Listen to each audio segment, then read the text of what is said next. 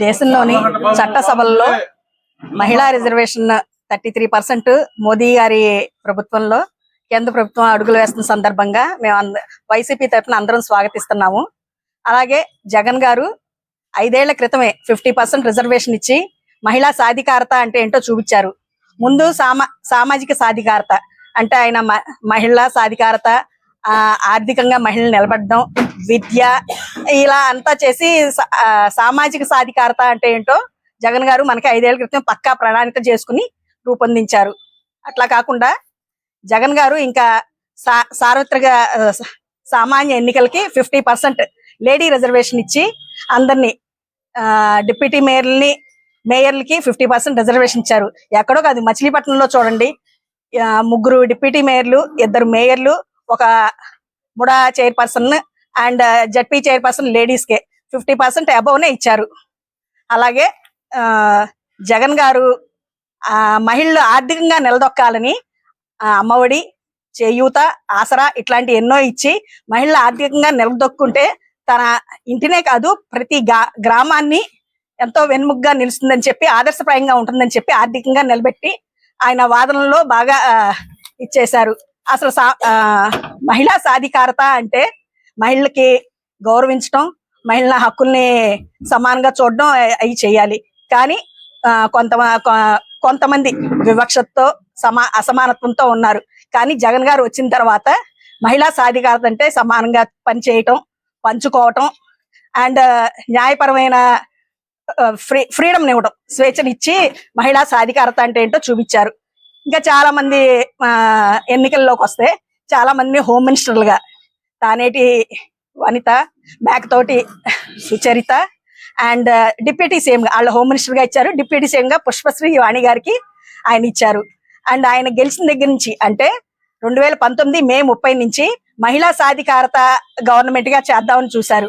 ఇప్పుడు జగన్ గారిని మనం ఇప్పుడు గోల్డెన్ ఎరా అని అప్పుడు మనం చెప్పుకోవచ్చు, క్రీస్తు పూర్వం అని, బిఫోర్ క్రైస్ట్ బీసీ అని చెప్పుకుంటాం.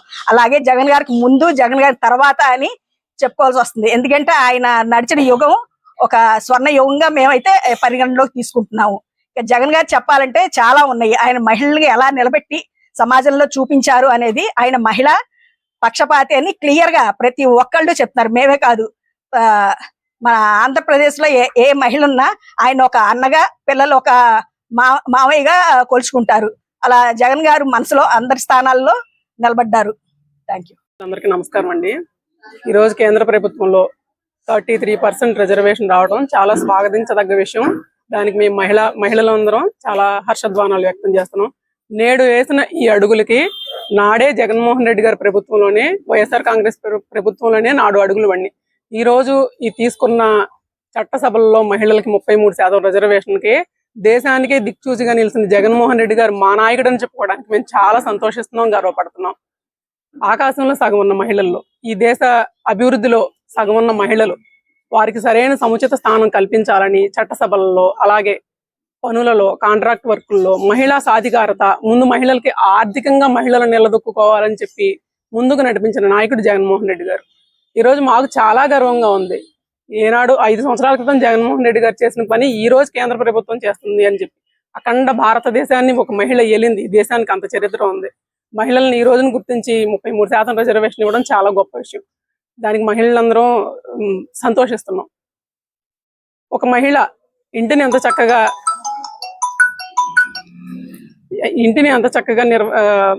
తన కుటుంబాన్ని, తన ఇంటిని ఎంత చక్కగా నిర్వహించగలుగుతుందో, ఈ సమాజాన్ని కూడా పాలించి పెంచే ప్రతి తల్లి పాలించగలదు అని గుర్తించిన నాయకుడు జగన్మోహన్ రెడ్డి గారు. అలాగే ఈ రోజున కేంద్ర ప్రభుత్వం కూడా గుర్తించడం మాకు చాలా సంతోషంగా ఉంది. అలాగే మహిళలకు భద్రత కోసం జగన్మోహన్ రెడ్డి గారు తీసుకొచ్చిన దిశ యాప్ ఏదైతే ఉందో, ఈ రోజు అవన్నీ పక్కకెళ్ళిపోయి ఉండొచ్చు, వాటన్నిటిని నిర్వీర్యం చేసేశారు. కానీ అవన్నీ మాకు చాలా గర్వించదగ్గ విషయం. ఇక్కడ ఎంతమంది మహిళలు, ఇక్కడ ఇప్పుడు ఎక్స్ కార్పొరేటర్లు ఉన్నారు, ఎంపీటీసీలు, జెడ్పీటీసీలు, అందరూ మహిళలు అంటే కేవలం వంటింటి కుందేళ్లు మాత్రమే కాదు, వాళ్ళు నారీ శక్తిని గుర్తించి వాళ్ళు బయటికి రాగలరు. చదువుల్లో, ఉద్యోగాల్లో, వ్యాపారాల్లో అన్నిట్లో రాణిస్తారు, రాణించాలని గుర్తించడం. ఈ జనాభాలో సగభాగానికి పైగా ఉన్న మహిళలు గట్టిగా మాట్లాడితే ఈ దేశ అభివృద్ధిలో, ఈ సమాజం యొక్క పురోగతిలో, అభివృద్ధిలో ఉన్న మహిళల్ని ఈ రోజు గుర్తించడం చాలా సంతోషంగా ఉందండి. నేడు పడిన ఈ అడుగులు నాడే జగన్మోహన్ రెడ్డి గారు వేసినందుకు మాకు చాలా సంతోషంగా. ముందుగా ఈ ఆంధ్ర రాష్ట్ర ప్రజలందరికీ నమస్కారం. మరి కేంద్రంలో 33% ఇవాళ మోడీ గారు మహిళలకి రిజర్వేషన్ చేశారని చెప్తున్నారు.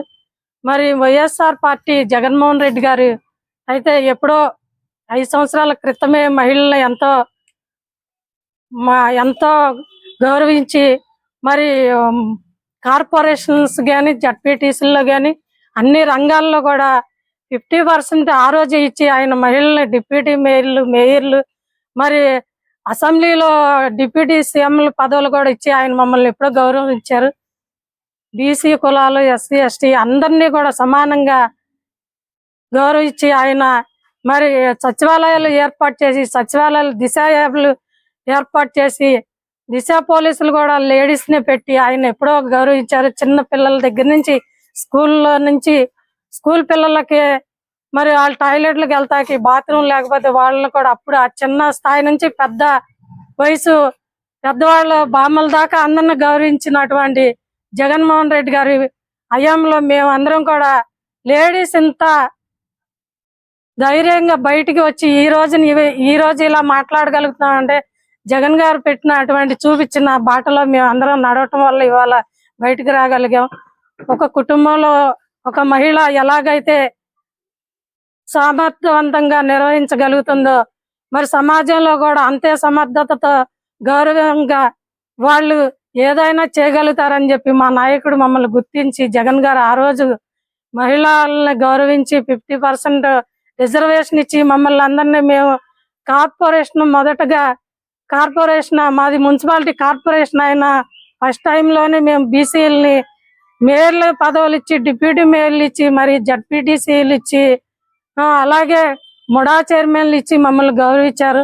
ఆయనకి మేము మహిళల తరపున మేము అందరం కూడా రుణపడి ఉంటాము. అలాగే మరి ఇవాళ 33% ఇచ్చామని చెప్పుకోవడం కాదు, ఇవాళ కేంద్రంలో మరి ఆంధ్ర రాష్ట్రంలో ఏం జరుగుతుందో మహిళలందరూ గమనించాలి. ఎవరికైనా భద్రత ఉన్నదా? చిన్న పిల్లలు లేదు, పెద్దవాళ్ళు లేదు, అరాచకాలు మరి వాళ్ళని హింసించడము, మన నాయకులు హింసిస్తే ఎవరికెళ్ళి చెప్పుకుంటారు? లేడీస్ చిన్న పిల్లలు పాడు చేయటం, అత్యాచారాలు, అగాయిత్యాలు ఇవన్నీ ఖండిస్తే మహిళలు గౌరవిస్తేనే ఈ ఆంధ్ర రాష్ట్రం సుశ్యామలంగా ఉంటుందని మేమందరం మరొకసారి విన్నవించుకుంటూ చెల్లిస్తాం. ఈ మహిళా బిల్లు మోడీ గారు తెచ్చారు, దాన్ని చాలా గౌరవంగా మేము స్వాగతిస్తున్నాం. మహిళా బిల్లు కన్నా ముందు మహిళలకు భద్రతని చూస్తే బాగుంటది. ఏ గవర్నమెంట్ అయినా, ఇక్కడ స్టేట్ గవర్నమెంట్ అయినా, అక్కడ సెంట్రల్ గవర్నమెంట్ అయినా అందరూ అదే మాట్లాడారు. మహిళలకి భద్రత అనేది లేదు, ఇక్కడ రక్షణ లేదు. మోడీ గారు కానివ్వండి, చంద్రబాబు గారు కానివ్వండి, లోకేష్ కానివ్వండి, ఎవరు ఏమీ భద్రత చేయట్లా. ఇంక మహిళా బిల్లు వచ్చినా పక్కన పెడతాయి. మాకేం ఉపయోగం మహిళా బిల్లు కాదు. మా జగన్మోహన్ రెడ్డి గారు ఎప్పుడో ఇచ్చారు మహిళా బిల్లు. ఫస్ట్ గెలిచినప్పుడే ఆయన కనీసం 20 మందికి సీట్లు ఇచ్చారు. మేము గెలిచిన 70 సీట్లలో 20 మంది మహిళలకి అప్పుడు ఇచ్చారు. అది అయిపోయింది. మొన్న 50% ఇచ్చారు, 50% ఇచ్చారు మహిళలకి. మొన్న మా గవర్నమెంట్ లో 50 మందికి పెట్టారు. అది ఆ గవర్నమెంట్ జగన్మోహన్ రెడ్డి గారు చేసినట్టు ఎవరో చేయలేరు. ఏ నాయకుడు చేయలేడు, చేయరు కూడా. ఏదో లోకేష్ ఇప్పుడు మళ్ళీ చెప్పుకుంటాడు మహిళా బిల్లు మా టైంలోనే వచ్చేసింది, మేమే చేస్తాం, లేకపోతే వచ్చేది కాదు అని చెప్పొచ్చు. వాళ్ళు నిన్న ఏదో చెప్తున్నాడు. ఎవరైనా అంబేద్కర్ గారి కంట వీళ్ళ తాతగారు పోన్లే రామారావు గారిని ఇప్పుడైనా తలుచుకున్నాడు. రామారావు గారు ఇప్పించాడంట ఆయనకి మంచి బిరుదు. వీళ్ళ మొహాలకి వీళ్ళు బిరుదులు ఇప్పిస్తాం, వీళ్ళు ఇన్ని చేయగలుగుతారు. ఈ లేడీస్ కి ముందు మధ్య ఆయన ఆ డాన్సులు వేసి ఆయన 30,000 మంది పోయారు అన్నాడు. ఒక్క మహిళని తీసుకొచ్చాడా? వీళ్ళ గవర్నమెంట్ వచ్చినాక ఎంతమంది మహిళలు మిస్ అయ్యారు అది లెక్క చెప్పమన్నాడు. ముందు ఎంతమందికి మానభంగాలు జరిగినాయి, ఎంతమంది ఇదైపోయారు, ఎంతమంది పిల్లలు మిస్ అయ్యారు వాటికి లెక్కలేదా? మా మీద బురద జల్లటానికి, మా నాయకుడి మీద బురద జల్లటానికి బయలుదేరారు. వాళ్ళు ఈ మా ఏపోళ్ళందరినీ వాళ్ళు లాక్కుని ఏదో మాటలు మాట్లాడితే సరిపోద్దా? ఆ వాసిరెడ్డి పద్మ ఉంది, వాసిరెడ్డి పద్మ మా దగ్గర ఎంత లాభం పొందింది. మేము కష్టపడ్డాం. నాకన్నా చాలా తక్కువ కష్టపడింది ఆ అమ్మాయి, చాలా తక్కువ కష్టపడింది. ఫస్ట్ చైర్మన్ ఇచ్చి, ఆమెకు గన్మెన్లు ఇచ్చి 1,50,000 రూపాయలు జీతం ఇస్తే ఇవాళ చంద్రబాబు సంకనాకుతూ, లోకేష్ సంకనాకుతూ, జగన్మోహన్ రెడ్డి గారిని ఇష్టం వచ్చినట్టు మాట్లాడుద్దా? చెప్పు తెగ కొడతా వాసిరెడ్డి పద్మ. నా పేరు రామనేని రమాదేవి. నువ్వు నేను ఉన్నాం, నువ్వు నేను కలిసి పనిచేసాం. నీకెంత గౌరవం ఇచ్చాడు ఆయన. నువ్వు ఎక్కువ తక్కువ మాట్లాడేవో చెప్పు తెగిపోద్ది. చెల్లెల్ని గౌరవించలేదు, పెళ్ళాన్ని గౌరవించలేదు. ఈ ఏడుపులు ఎందుకు నీకు? నీకు అక్కడ ఏమన్నా లాభం ఉంటే అక్కడ ఏడుసుకో, మా దగ్గర ఏడవమాక. మా నాయకుడిని అన్నావో లేడీస్ అంతా కూడా అక్కర్లా, నేను ఒక్క దాని చాలు నీ ఇంటికి వచ్చి చెప్పు తీసుకొడతానికి. నీకెంత స్థానం ఇచ్చాడు జగన్మోహన్ రెడ్డి గారు. ఒక ఆడబిడ్డ కన్నా ఎక్కువ ఇచ్చాడు, చెల్లెల కన్నా ఎక్కువ ఇచ్చాడు నీకు. అంత పద్మమ్మ అని ఇవాళ బయటికి వెళ్ళి నువ్వు పెదాకాలు పొంగుతావా? నీకెంత న్యాయం చేశాడు ఆయన. అలాంటిది ఆయన ఎలా అనాలని నోరు వస్తుంది నీకు? మాకు చిన్న చిన్న పదవులు ఇచ్చిన వాళ్ళు మేమే ముందుకొచ్చి మేము ఆయన్ని మాట పడినవే. నువ్వు అన్ని లాభాలు పొంది, సొంత కారు ఇచ్చి, 1,50,000 జీతం ఇచ్చి, 2 గన్మెన్లు ఇచ్చి, నీకు అంత భోగంలో పెడితే, మామిడికాయ ముక్కలు ఏరుకునేదానికి నిన్ను అంత స్థానంలో పెడితే నీకు మళ్ళీ ఎమ్మెల్సీ ఇవ్వలేదని నువ్వు ఎదవేడుపులు ఏడుతావా? చెప్పు తెగేదంత కొడతా ఇంటికి వచ్చి. పద్మ, ఏమనుకుంటున్నావు? నీతో పాటు నేను నీకన్నా ఎక్కువ కష్టపడ్డా. నువ్వు అప్పుడప్పుడు షో చేసావు వచ్చి జగన్ గారి దగ్గరికి. అర్థమైందా? ఇంకొకసారి గనక అంటే వాళ్ళ చెల్లుల్ని, వాళ్ళ అమ్మల్ని, వాళ్ళని చూసుకోమని. అంతేగాని మీరంతా లాభాల కోసం ఆడోళ్ళలోకి దూరి ఆడేదో ఆడమంటే ఆడితే మాత్రం ఊరుకోము. ఏబిఎం ఆడికి అయిపోయేది. మొన్న బాత్రూమ్ లో దాక్కున్నాడు, ఆడెళ్ళి బాత్రూమ్ లో దాక్కున్నాడు. ఆడవాళ్ళు అంతా రోడ్డు ఎక్కాం. ఆడవాళ్ళని అంటాడు, ఆడి పెళ్ళాన్ని అంటారుగా, ఆడి కూతుర్ని అంటారుగా, అనరా? అది చాలా తప్పు. ఎవరెవరు వాళ్ళు చూసుకోండి, ఎవరు రాజకీయం వాళ్ళు చేసుకోండి. మీ జోలికి మేము రాము. మా జోలికి వచ్చారో మగాళ్ళు అవసరం లేదు. ఇక నుంచి ప్రతి ఒక్కళ్ళు సింహంలా తయారయ్యాం. జగన్మోహన్ రెడ్డి గారిని ఇంత మాట మాట్లాడినా ఊరుకోం మేము. చెప్పులు చీపుళ్లే పట్టుకుని రోడ్డు మీదకి వస్తాం మేము. లేడీస్ అనేది ఇవాళ ప్రతి ఒక్కళ్ళని సింహంలా తయారు చేశాడు మా జగన్మోహన్ రెడ్డి గారు. ఆయన సింగిల్ గానే వస్తాడు, ఆయనతో పాటు మేము సింగిల్ గానే ఫైట్ చేస్తాం. అందరం కలిసి రావక్కర్లా. ప్రతి ఇంట్లోని ఒక సింహాన్ని తయారు చేశాడు ఆయన జగన్మోహన్ రెడ్డి గారు. మా అందరికి మూలం ఉన్న వాళ్ళకి నేను 84 నుంచి ఎన్టీ రామారావు గారితో పనిచేసా. తర్వాత ఈ దరిద్రుడు వచ్చేటప్పటికి, సీట్ ఎక్కేటప్పటికి నేను పక్కకు వచ్చాను, కాంగ్రెస్ లోకి వచ్చా. ఆ విధానాలు నచ్చి నాకు, రాజశేఖర రెడ్డి గారి పద్ధతులు నచ్చి నాకు జగన్ గారితో పాటు నడుస్తున్నాం. మేమేమి పదవులు చేయకపోయినా, ఇదివరకు తెలుగుదేశంలో ఏ పదవులు రాలా నాకు. కాంగ్రెస్ లో రాజశేఖర రెడ్డి గారు ఇచ్చారు, ఉమ్మని వెళ్ళిపోయారు డైరెక్టర్ సెంట్రల్ బోర్డు. ఆయన గుర్తించాడు. అలాగే కొడుకు కూడా గుర్తించి కమ్మ కార్పొరేషన్ డైరెక్టర్ ఇచ్చారు నాకు ఏ పదవి వద్దంటే బతివులాడి ఇచ్చాడు ఆయన నాకు పదవి. బతివులాడి ఇచ్చాడు. మీడియా ముందు చెప్తున్నా నేను. రమ్మమ్మ, నువ్వే పదవి తీసుకోపోతే బాగోదు. నాతో అన్ని రోజులు పాదయాత్ర చేసావు, నేను ఇవ్వలేదంటారు అందరూ. నీకు పదవి అక్కర్లేకపోవచ్చు, నా న్యాయంగా నేను ఇవ్వాలని చెప్పి 10 సార్లు పిఏతో ఫోన్ చేపించి, నాకు కేఎన్ఆర్ తో ఫోన్ చేపించి, అక్క సార్ రమ్మంటున్నారు అక్క, నువ్వు పదవి తీసుకోవాలక్క, బాగోదక్క అని పిలిచిచ్చిన నాయకుడు జగన్మోహన్ రెడ్డి గారు. ఏ మహిళకి ఇచ్చినా పదవి పిలిచిచ్చాడు ఆయన. 4 వెనకాల తిరిగో, లేకపోతే 4 నాయకుల వెనకాల తిరిగి మేము లేడీస్ పదవి తెచ్చుకోవాలా. ఆయన ఏ మహిళ కష్టపడుతుంది ఆ కష్టం గుర్తించి, తండ్రి 1 అడుగైతే కొడుకు 4 అడుగులు ఎదరికేసి మాకు అందరికి న్యాయం చేశాడు. ఇంకా న్యాయం జరుగుద్ది మాకు. ఆయన అధికారంలోకి వస్తాడు. ఇంకా 2 ఏళ్ళు మేము ఓరికి పడితే మాదే గవర్నమెంట్. ఇక వీళ్ళు ఎన్ని కుప్పు గంతులు వేసినా, వీళ్ళు ఎన్ని ఆశాలు వేసినా, నేల పడి కొట్టుకున్నా వీళ్ళ చరిత్రలో ఉండరు. పెట్టబేడ సర్దుకుని వెళ్ళిపోవటమే. అందరికీ నమస్కారం అండి.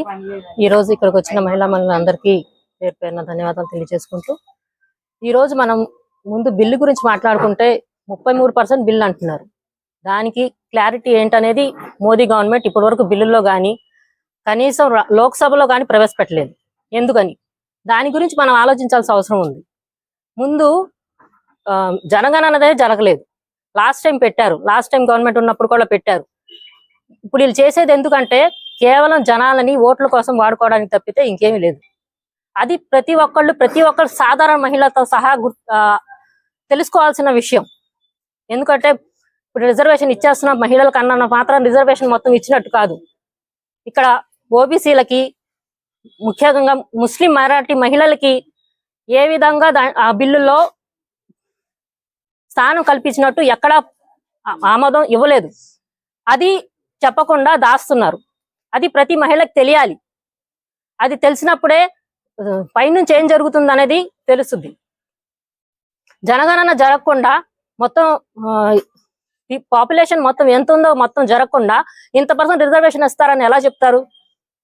ఇవ్వాలంటే మన జగన్మోహన్ రెడ్డి గారి దగ్గర ఇవ్వాలి. లాస్ట్ టైం మనం చూసుకుంటే 50% రిజర్వేషన్ ఇచ్చిన దాంట్లో ప్రతి కులాల వాళ్ళకి ప్రతి సమానంగా, కులం అనేది కాదు, ప్రతి వాళ్ళు సమానంగా బయటికి రావాలి, ప్రతి ఒక్క ముస్లిం మైనారిటీతో సహా మొత్తం అందరూ బయటికి రావాలని చెప్పి ప్రతి ఒక్కరికి స్థానం కల్పించారు. ఆ విధంగా జరగాలి. కానీ పైనుంచి అలా ఆ విధంగా జరగట్లేదు. అది ప్రతి ఒక్కరికి తెలియాలి. తర్వాత డిజిటలైజేషన్ అంటున్నారు.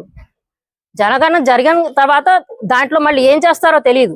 అప్పటి వరకు నెక్స్ట్ లోక్సభ ఉంటుందో కూడా తెలియదు. కానీ నెక్స్ట్ మనకి ఓట్ల గురించి తప్పితే బీజేపీ గవర్నమెంట్ ఇంకా వేరే దాని గురించి ఆలోచించినట్టు లేదు. మనం చూసుకున్న వక్ఫ్ సవరణ బిల్లు వచ్చింది. మా మచిలీపట్నంలో చూసుకుంటేనే ప్రతి ఇంట్లోంచి బయటికి రాని మహిళతో సహా అందరూ బయటికి వచ్చి మరి రోడ్డు మీద ర్యాలీ చేశారు. మాకి దొద్దు, మా ఈ బిల్లును ముందే రద్దు చేయండి అని. కానీ ఒక్కళ్ళు సహా, లోకల్ ఉన్న ఒక్క టీడీపీ నాయకులు సహా ఎవ్వరు కనీసం మినిస్టర్ గారు కూడా భరోసా ఇస్తాం మీకు అని చెప్పలేదు. పైన మోదీ గారు అంటే భయం. కనీసం ఇంతమంది మనం మచిలీపట్నం మున్సిపాలిటీలో కూడా మన నానిగారు అయితే గాని 28 మహిళలు మేము గెలిచాం. అందులో నలుగురిని ముస్లిం మైనారిటీని తీసుకొచ్చారు. ఇంట్లోంచి బయటికి వచ్చి మీరేదమ్మా మీరు చేయగలరని చెప్పి తీసుకొచ్చారు. అలా మోదీ గారు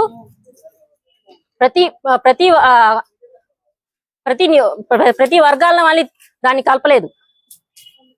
ముఖ్యంగా ఓబీసీలకి, ముస్లిం మైనారిటీకి చాలా అన్యాయం జరుగుతుంది. దీని మీద మేమందరం తీవ్రంగా ఖండిస్తున్నాం. దీని బిల్లు గురించి అర్థం చేసుకోవాల్సిన అవసరం ఉందని ప్రతి ఒక్కరు చెప్తున్నాను. కేంద్ర ప్రభుత్వంలో చట్టసభల్లో మన దేశంలోనే మహిళా సాధికారత బిల్లును 33% రిజర్వేషన్ కల్పించడం జరిగింది ప్రధానమంత్రి నరేంద్ర మోడీ గారి ఆధ్వర్యంలో. దీన్ని మేము అందరం కూడా అభినందిస్తున్నాము. మహిళలకి ఇలాంటి భద్రత కల్పించినటువంటి వ్యక్తి మన మాజీ సీఎం జగన్మోహన్ రెడ్డి గారు. ఆయన 2019లో ప్రమాణ స్వీకారం చేయటంతో మహిళల సాధికారత కోసం 50% రిజర్వేషన్ కల్పించి సుమారు మన రాష్ట్రంలోనే 13 మంది మేయర్ని, 24 మంది డిప్యూటీ మేయర్ని నియమించడమే కాకుండా తన మంత్రివర్గంలోనే 4 మంత్రులుగా లేడీస్కి ఇవ్వటం, మహిళలకు ఇవ్వటం జరిగింది. అలాగే డిప్యూటీ సీఎం గా ఒక మహిళకి ఇవ్వటం, మన హోమ్ మినిస్టర్ గా సుచరిత గారిని, అలాగే తానేటి వనిత గారికి కూడా ఇవ్వటం ఎంతో హర్షణీయంగా భావించాము. ఇదంతా కూడా మహిళల సాధికారత కోసం జగన్మోహన్ రెడ్డి గారు తీసుకున్న నిర్ణయం. పైనే అలా ఉంటే కింద కూడా ఇంకా కార్పొరేటర్ గా కానివ్వండి, చిన్న చిన్న వివిధ పదవుల్లో మార్కెట్ యార్డ్ చైర్మన్ గా 202 మంది ఉంటే దాంట్లో 102 మందికి మహిళలకు ఇవ్వటం జరిగింది. అంటే ప్రతి రంగంలో కూడా మహిళలను తీసుకొచ్చినటువంటి వ్యక్తి మన జగన్మోహన్ రెడ్డి గారు.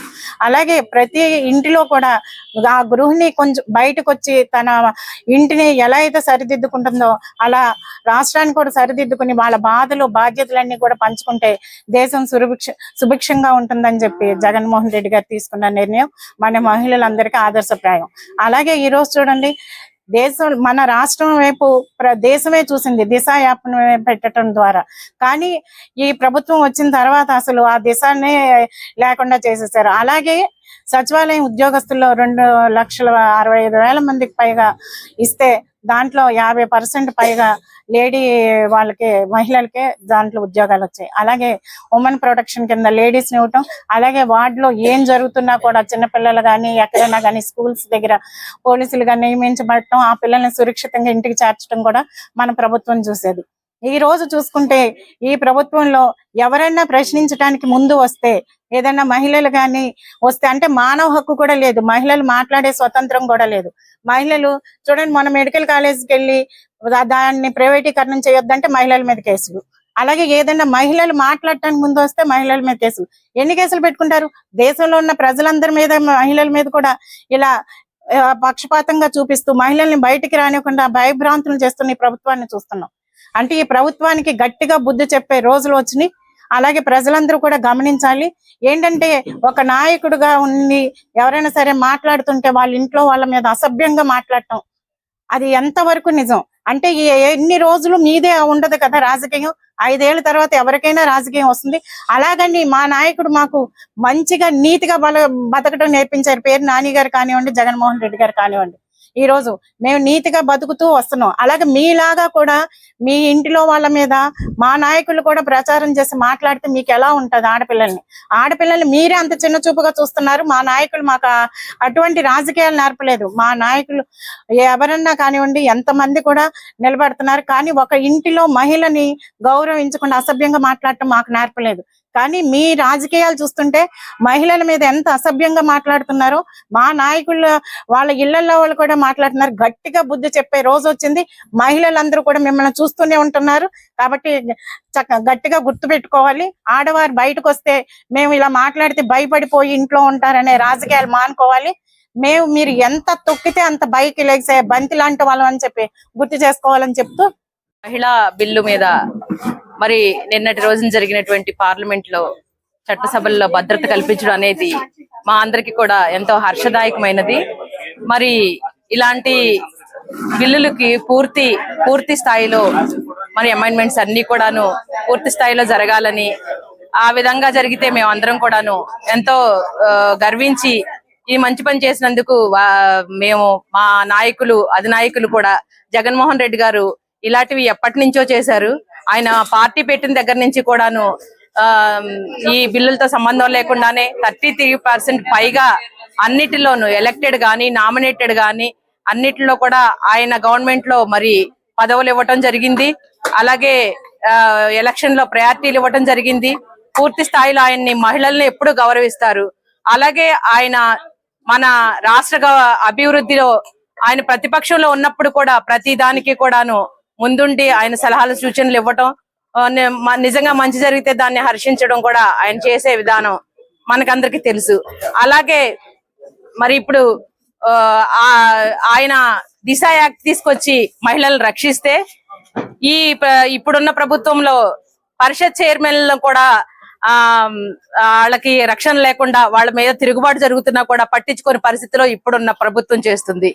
అంతేకాకుండా మహిళలకు జగన్మోహన్ రెడ్డి గారు 40 సంవత్సరాల నుంచి 60 సంవత్సరాల లోపు ఉన్న ప్రతి ఒక్కరికి కూడా 18 ఒక అమౌంట్ వారికి అవసరం అవుతుందని చెప్పి ఆయన సమయంలో మరి కరోనాతో బాధపడుతూ ఉన్నా సరే సంక్షేమ పథకాలు పూర్తి స్థాయిలో అమలు చేసిన వ్యక్తి మరి జగన్మోహన్ రెడ్డి గారు.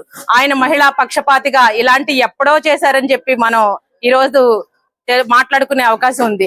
అలాగే మరి ఇప్పుడు గవర్నమెంట్ అయితే 18 సంవత్సరాలు దాటి ప్రతి మహిళకి కూడాను అమౌంట్లు ఇస్తాము, వాళ్ళకి జీవన భృతి కల్పిస్తామని చెప్పి ఈ రోజు 2 సంవత్సరాలు పైకి చిలుక అయినా సరే దాని మీద ఎటువంటి ఇది లేకుండా అన్ని మా దగ్గర ఆర్థిక వ్యవస్థ లేదు, డబ్బులు ఖాళీ అయిపోయినాయి, ఆడాళ్ళకి ఇస్తే ఖజానాలు ఖాళీ అయిపోతే రాష్ట్రాన్ని అమ్ముకోవాలి, ఈ టైప్ లో చెప్పినవన్నీ మనం చూసాం. దీన్ని బట్టి తెలుస్తుంది మహిళలకు ఎవరు ప్రయారిటీ ఇస్తారు అనేది మనం అర్థం చేసుకోవచ్చు. అంతేకాకుండా మరి మహిళలను గౌరవించి తో పాటు స్టూడెంట్లుగా మహిళలకు ఎంతో ప్రయారిటీ ఇవ్వాలని 17 మెడికల్ కాలేజీలు తీసుకొచ్చిన ఘనత మరి జగన్మోహన్ రెడ్డి గారు అయితే, దాంట్లో 50% స్టూడెంట్స్ డాక్టర్లుగా బయటకు వస్తే పేద మధ్య తరగతి అమ్మాయిలు మరి డాక్టర్లుగా చూసి ఈ అందరినీ కూడా ఎంకరేజ్ చేయాలనే సదుద్దేశంతో ఆయన ప్రవేశపెడితే ప్రతి దాన్ని అడ్డుకోవడం అనేది మనం గమనిస్తూనే ఉన్నాం. అంతేకాకుండా ఆయన స్మాల్ స్కేల్ ఇండస్ట్రీస్ కింద ప్రతి మహిళకు అవసరం ఉన్న ప్రతి మహిళకు కూడా ఎంతో లబ్ధి చేకూర్చారు.